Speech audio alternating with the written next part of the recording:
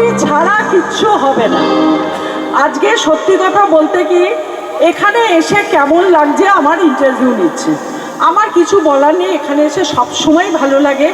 এবং আজকে বাবা যখনই একটা ফোন করে যে আমার উৎসবে আসতে হবে, সেটা আমরা না বলতে পারি না।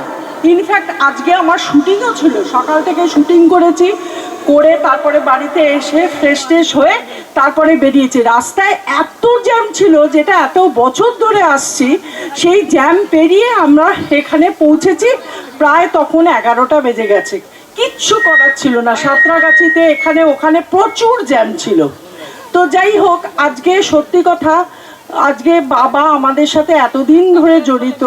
আজকে আমাদের যখন কোনো প্রবলেম হয়, যা কিছু হয়, এটা প্রত্যেক বছরই আমি বলে থাকি, আজকে এই লোকটা যদি আমাদের না পরামর্শ দিত, না উপদেশ দিত, সত্যি কথা আমরা ভালোভাবে হয়তো জীবন চালাতে পারতাম না।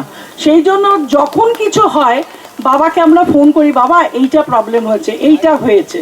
তো সুতরাং এই জায়গায় আসবো এটা বলার অপেক্ষা থাকে না। যতদিন পুজো থাকবে, যতদিন বাবা থাকবে, ততদিন আমি সোমা চক্রবর্তী আপনাদের সঙ্গে দেখা করতে আসবো।